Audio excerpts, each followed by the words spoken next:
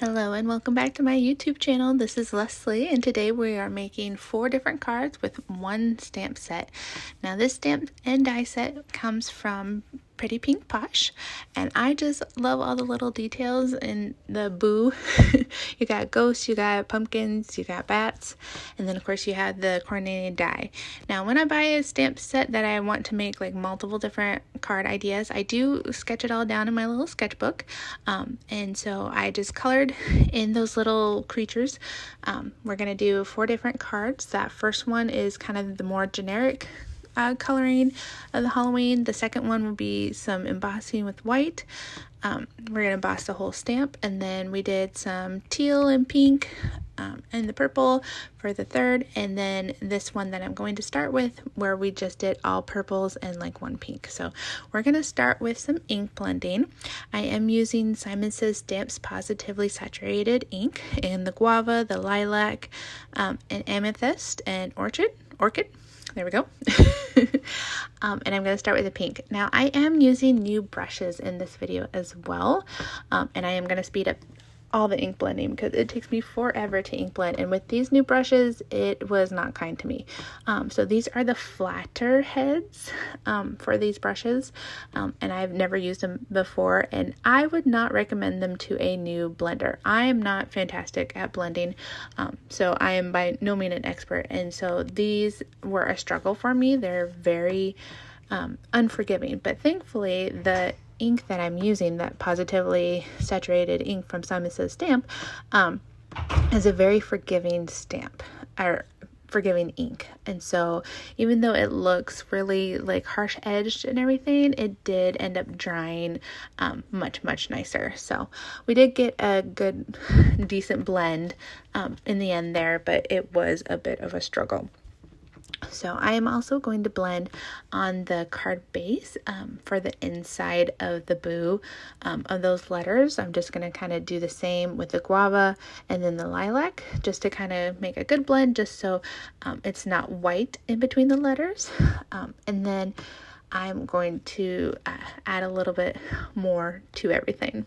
So the other thing about these brushes is that there's no way to not get ink on your fingers. So I'm not a huge fan of those flat heads. First, I'm going to add a little bit of water and kind of let the ink do its thing there. And then I'm going to add some silver shimmer to it. I'm using Dee Dupre's glitter watercolor, so I'm just going to use in the silver. I just added some water to it, and then I'm using my acrylic block to flick the paint onto this ink blended card. So I'm going to do that, and then about a little bit after I'm done with this, that's where my camera apparently died, and I did not realize it. So I did do several steps to that card base as well. You'll see I do some of the same of the silver glitter watercolor. I do the little bit of water spritz as well, but then off camera, because of my camera, I did add some of the saturated stamp. I just stamped it onto my glass mat, added a little bit of water, and flicked some of that splatter so you can see along the edges of the card, of that white space, that there is some matching splatter there as well. And then I also heat embossed the Happy Halloween to You, which is that additional sentiment strip stamp in the stamp set, in white embossing powder. And now I'm just taking 1/8 of an inch off each side, because I do want to have a little bit of a border on my card base, just to clean up the edges, and it helps because I don't always fold the greatest, or I don't cut the greatest or something, but my card bases always kind of end up a little wonky. And so they never quite fit. So it's easier for me if I have a little bit of a white border on the actual card base as well, just to make it look a little bit more finished. So that's what I'm doing here.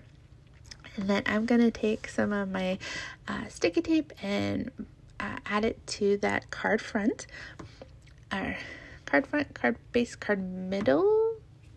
Anyway. And then I'm going to add in that boo that we ink blended. I'm just going to use some glue here because that's where you can see to the side my tape ran out, and I didn't want to get out a new thing of tape quite yet because I was already on a roll. And you'll see later in this camera, you might have saw it a little bit in the corner, I craft with my kids in the office with me, and so I only have so much time to do each card, so I'm a little bit in a hurry right here, so I'm just going to use glue. And then for the actual BOO, I am going to pop that up with some foam adhesive that I got from Simon Says Stamp in their unboxing that is in the video before this one. I really enjoyed that unboxing. That was one of the ones that I'm happy to purchase because it had sunflowers and bees, and that is just right up my alley. So you did see a couple cards with that, and you'll be seeing that stamp set probably in several videos in the future. And so we're just lining it up, making sure that those letters fit in the openings that I created for it. It's so pretty. I think this one was definitely my favorite. I just really like the colors. I like doing something a little bit different for Halloween. I like the generic, the blacks, the oranges, and purples, but it's just something fun with the pinks. And don't mind my chocolate in the corner. My one daughter is allergic to peanuts, so I am missing peanut butter and Reese's, especially during this time of year. So my husband bought me the Unreal almond butter Reese's-esque thing, and it's decent. It's good. It's not as good as the original, but it is pretty good. And then here I'm just finding some gems. These gems don't have adhesive on them. I just picked them up from Hobby Lobby. I think they're originally for like beads or something like that. But you know what? We're going to craft with them. I did speed up that time because you don't want to watch me take 10 minutes to try to find the right colors. And they do come in a couple different sizes. So that was really nice. And that is card number 1. Oh, I love it so much. It's so pretty. Okay, so on to card number 2. This one is using those more the aquas, the browns, the orange, the yellow, and the purple. And then I wanted to add in the pink, so I am bringing out my little swatch set that I made and finding the right color for this ink blending that we're about to do, which is watermelon. And then I am using different brushes this time around, those brush heads. These are more of the dome shape, and I will say that these are a lot friendlier when it comes to ink blending. It went on a lot smoother for me, and it wasn't as much trouble as those flat ones. It is still, I would say, a degree harder than the brushes with the handles that I have, those soft brushes. But I did enjoy using these, and I like that, I could have one for each color if I wanted to. I don't know how I'd set that up. I might have to get some kind of filing thing going. I'm not sure. Anyway, so I am using Seafoam, Ocean, Orchid again, Watermelon, Sherbet, and Citrine for the ink blending on this one. It really has a very rainbow feel, which I think is kind of fun for Halloween because you don't automatically think rainbows for Halloween. But I really like how this color combination, this ink blending, went out. I did have to switch the orange around because I didn't want the yellow and the watermelon to turn orange, and I didn't want that watermelon or that orange to be too close to purple because I didn't want it to turn brown. So I do spritz some water on this as well to give it a little bit more texture and dimension. And then I will put some acrylic white paint, and I'm going to flick that on. So I did add a little bit too much water this first time around. So when I'm flicking it, a lot of it is just water and not a whole lot of actual paint. Off camera, I do add more paint to my little acrylic block and get more splotches of that white. So that white paint is actually just from Dollar Tree. My daughter uses it on her little art projects, but it worked for this. So then, as you can see, there's a third little hand. I told you that I craft with my daughters. in the room and they do their own little projects. My 10-month-old hangs out in her swing and watches. But my 2-year-old decided she needed to help. And so you will see her hand throughout this video here and there as she needed to help mama.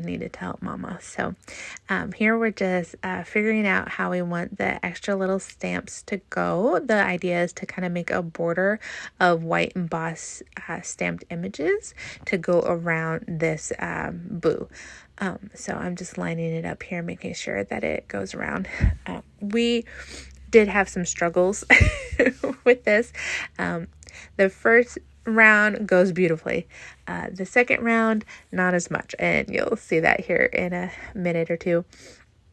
But that is because I didn't clean off my stamps well enough before rearranging. I thought I got them clean enough, but I did not.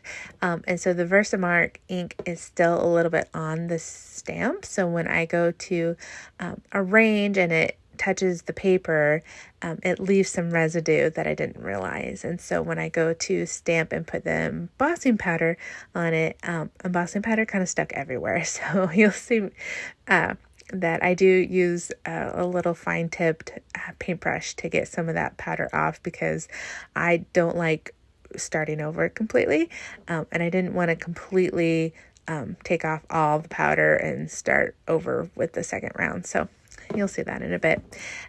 But anyway, my daughter is helping me with the little stamps with our stamping tool, pressing down. And of course she has to help with a little bit of white embossing powder as well. So we use Versamark ink for the stamps, white embossing powder. I think it's just the Ranger brand. And then, and she gets it all over herself because of course she wants to touch the powder. And then I just use a little bit of copy paper. I think this one actually is one of the Simon Says stamps, this is what you get in your kit one, to funnel it back into the embossing powder. And then I will heat up my heating tool quite a bit off camera for a couple minutes and then go onto the paper. You want to have your heating tool as hot as it can be so that you're not heating up the paper a lot, because that's what causes the warping, which, mine still warps. I tend to put it under a book, or I put it through my die machine last kind of thing if I'm doing like trimming off the edges or something like that. So this is me. I did, like I said, you saw me kind of clean off the images a little bit, but it didn't quite do what it needed to do, as you'll see in a little bit. So Versamark ink again, her little hand helping me. We're going to speed this up, of course, here because this process probably took a half an hour on its own. And then, of course, this second round, as you can see, yeah, that powder is everywhere. And watch me take a fine tip brush and then go into all the crevices and try to get it off. It wasn't perfect, but, my cards never really are perfect. But, they're not supposed to be. They're homemade. It still looks cute. So, and then for the final one, I did take the stars from the stamp set because there was just some holes that I felt needed a little bit more fill, and none of the creatures, like the spider or the bat or something, were small enough clearly to do that. So there's 3 different size stars, and then so I added in all in those holes. So I just took the little stamps on an acrylic block instead of my Misty and did that for a final round. I think and I still got a little powder everywhere because at this point my anti-static powder wasn't quite doing its job anymore. It probably needed to be reapplied, but I have such a hard time getting that off my paper once I get it on there that, oh well. That is what that little paintbrush is for. I just like watching this, it go from dull to shiny. I used recently on a different card that you'll see in a different video. Well, you'll see the card, but anyway, I used my gold, and I don't know the last time I got to use my gold. I'm not sure I've used it recently, but I forgot how shiny it goes, and it's just beautiful watching it transform. So here I am adding some foam tape to this boo. We're just popping it up a little bit just to kind of give it a little bit more dimension. I'm just taking my Microsoft, whatever those towels are called. I was using that to get the anti-static powder off there, which it kind of worked for the ink blended paper. I don't do as well when it's black, and doing white embossing powder on black cardstock is like the thing to do, and I'm not very good at it because my anti-static powder doesn't like to come off. So if you have tips for me, let me know down in the comments, guys. And while you're thinking about tips for me, also hit that like button if you like these cards. Subscribe if you aren't already, and let me know which card is your favorite. You got 4 to choose from. I would love to hear which one you love the best. So I'm just finishing off this card with some honeybee stamps, little gems here, some white ones, figuring out where I want them to go and adjusting them. And that finishes off the card here. I just put them kind of randomly where I felt there was still some holes, and just to give it a little bit of sparkle. So that is card number 2. I love it. So pretty. All right. So card number 3, we are going to make a shaker card, and we're using this purple cardstock for just a little bit of a border there. That is actually paper from Joann's Fabrics. It's their Park Lane brand, and it's just precision cardstock, but one side has a kind of linen texture, and then the other side is smooth. So I really like to use that linen side just to give my cards a little bit more pizzazz there. And then we are going to turn this into a shaker. I think I said that already. So I'm just adding some sticky tape to the black backing here. That has my BOO already stuck to it. Just lining that up to get it ready and prepped. All right, so this foam tape actually comes from Queen & Co. kits. When you get your shaker kits from them, the foam is already cut for you, but it's in sheets. So the entire sheet is foam that you can use. And so don't throw away that foam, the leftover foam, because you can use it for other shaker cards. As you see here, I'm just cutting off some of the edges and then lining them up and kind of making a rectangle. I'm not going to go in between the individual letters, although you could if you are, super precise and talented like that. I am not. So I'm just making the rectangle here. And this foam from them is like the perfect shaker size, especially if you like to put chunkier glitters, and that's what I'm using here. I'm using some black beads that are from the Dollar Tree, guys. Dollar Tree has stepped up some of their crafting game, especially with like things like sequins and little beads and that kind of thing. That was me almost spilling all my little diamonds. Pretty sure those diamonds are from Hobby Lobby. And then this is just like a confetti. I don't even know where I got it. I mean, it just, I don't know. I don't know if it's from Hobby Lobby, if it's from Dollar Tree, if it was just randomly given to me. Who knows, guys? But it's so cute, and it just gives a little bit of that matte feeling and just kind of makes it a little bit more chunkier. And then I'm just peeling off my release paper here, and I'm going to carefully line up the letters and hopefully not screw it up. See? Yay! All nice and pretty. I love shaker cards. My daughter was thrilled with this card when she found out that it shook. And so she then had to shake it for like 5 minutes. So this is where we're going to add our sentiment. Again, it's the Happy Halloween to You. And I'm going to just press that with a Versamark and put some white embossing powder on it. I did put some anti-static powder already on that little black piece of paper. See, look at me go. But see, my stuff turns gray, and no matter how much I rub it with the with a baby wipe, that really warps my paper, or just a towel or something, I can never quite get it off and back to black. So if you got tips, let me know. Yep, see, she has to help. Watch me get, I'm just distracted by my daughter's hand there. And then you'll see, I do have to do this twice because she realized what I was doing and she needed to help. She's at that age where she needs to help mama. She needs to help mama. Even when mama doesn't quite, need her help or can, actually give her something to help with. I'm just happy that my embossing powder didn't, get spilled or something. And yes, she's holding my little tweezers. The heat is nowhere near her hand, and I'm also covering her hand to make sure that it doesn't get in the way. But here's me trying to get that powder off. It just, I don't know. It just doesn't quite ever go back to full-on black the way I would want it to. Now, this was thin enough that I didn't want to use my trimmer, mostly because I couldn't line it up correctly and hold on to the paper, so I'm just using my scissors here. Is it perfectly straight? No. Would it have been perfectly straight with my trimmer? Probably not. So, psh.